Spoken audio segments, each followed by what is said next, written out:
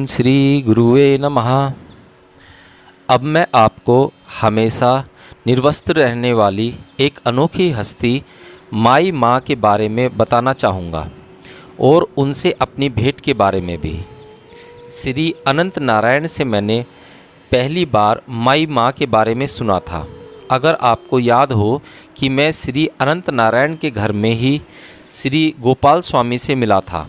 उन्होंने बताया कि माई माँ आध्यात्मिक रूप से पहुँची हुई एक अवधूत थीं, जिनका सामाजिक शिष्टाचार से कोई लेना देना नहीं था। वे कन्याकुमारी के सागर तट की बालू पर रहती थीं और उसके साथ थे बहुत सारे आवारा कुत्ते।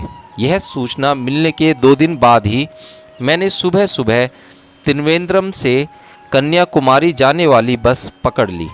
उस दिन रविवार था। दोपहर से थोड़ा पहले बस कन्याकुमारी पहुंच गई। यह गर्मियों का एक बेहद गर्म दिन था।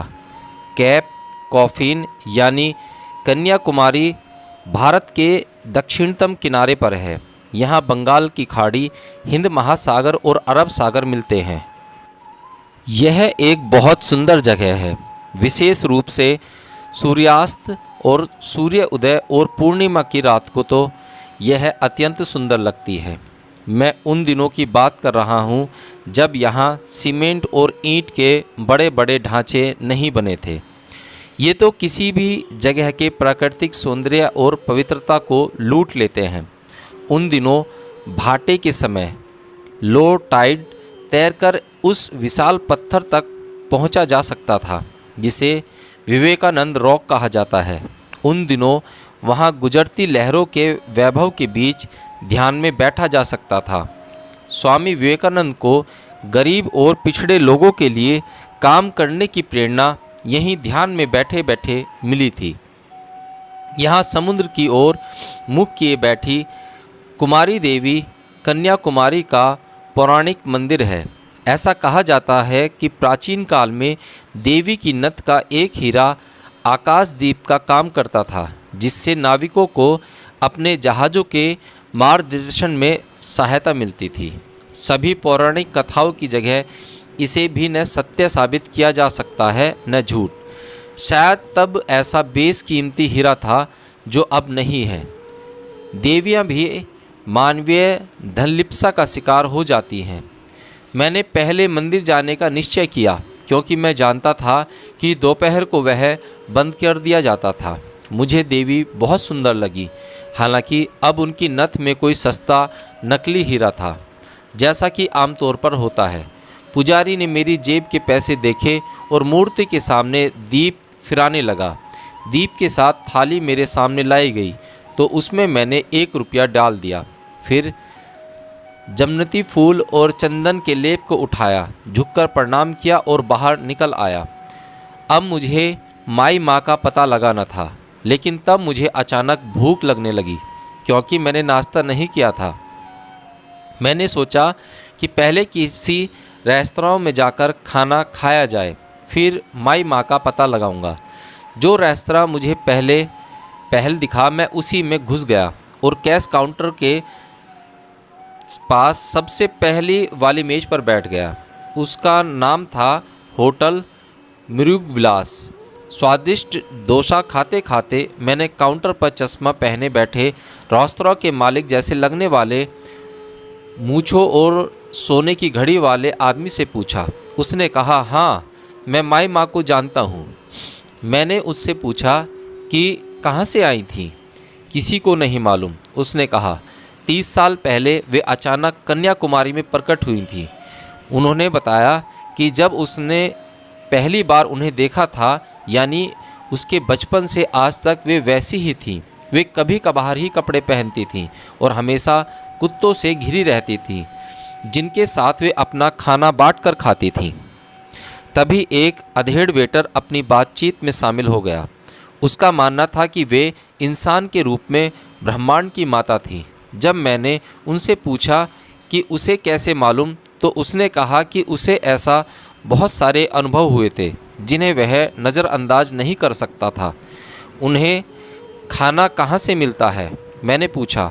पता चला शुरुआत में लोगों ने उन्हें पागल समझा और खाना देने से इनकार कर दिया।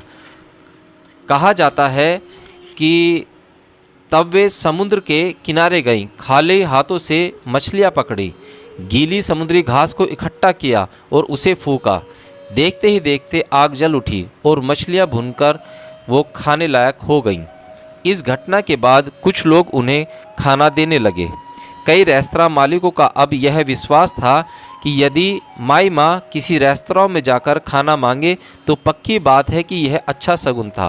वे उन्हें भरपूर खिलाते, लेकिन वे ऐसा शायद ही कभी करती थी।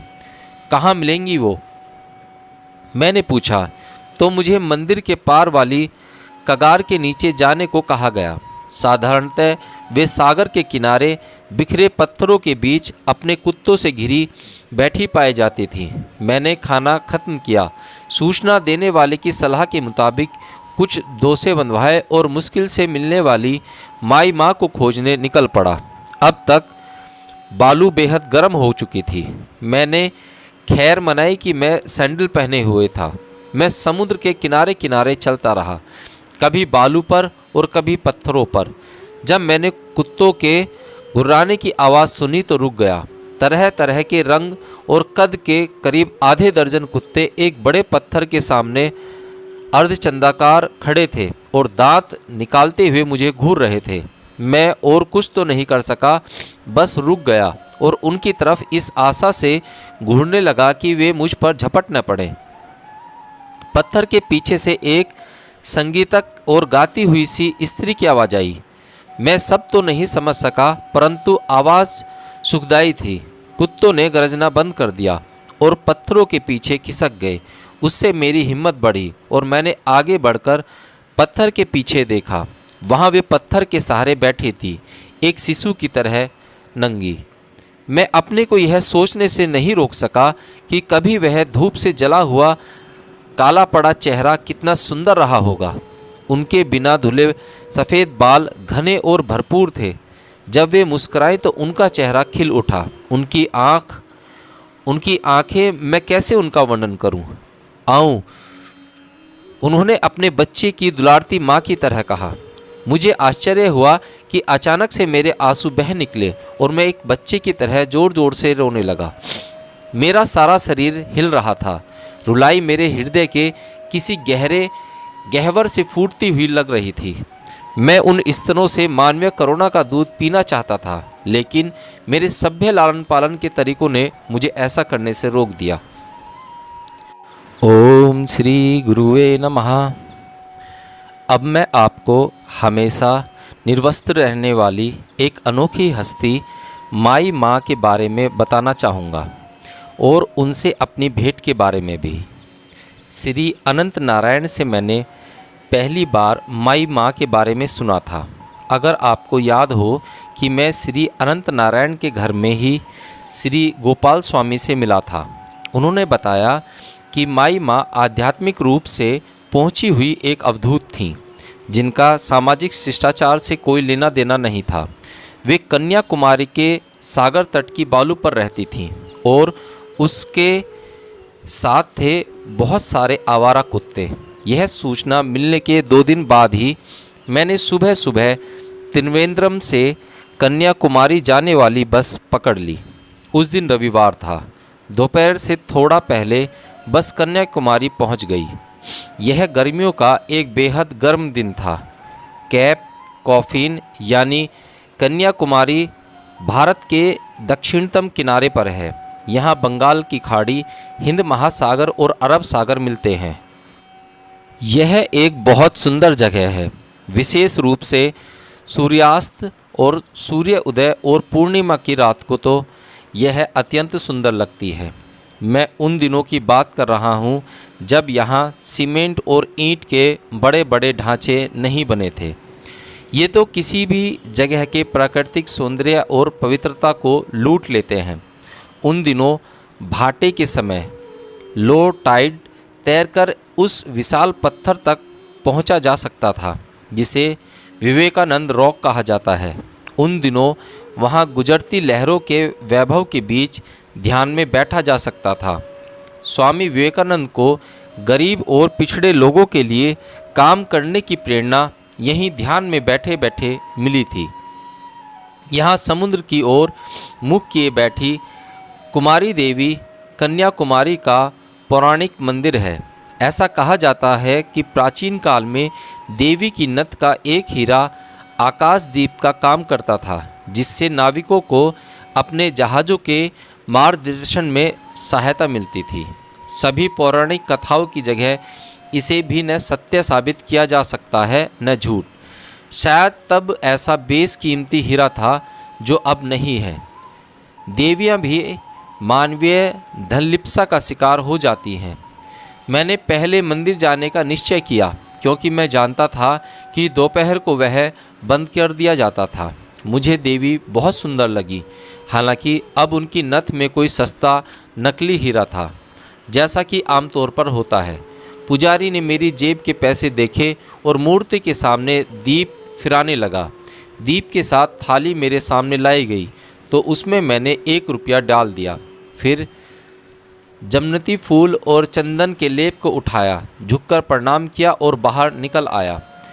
अब मुझे माई माँ का पता लगाना था, लेकिन तब मुझे अचानक भूख लगने लगी, क्योंकि मैंने नाश्ता नहीं किया था। मैंने सोचा कि पहले किसी रेस्तरां में जाकर खाना खाया जाए, फिर माई माँ का पता लगाऊंगा। जो रेस्तरां मुझे पहल दिखा मैं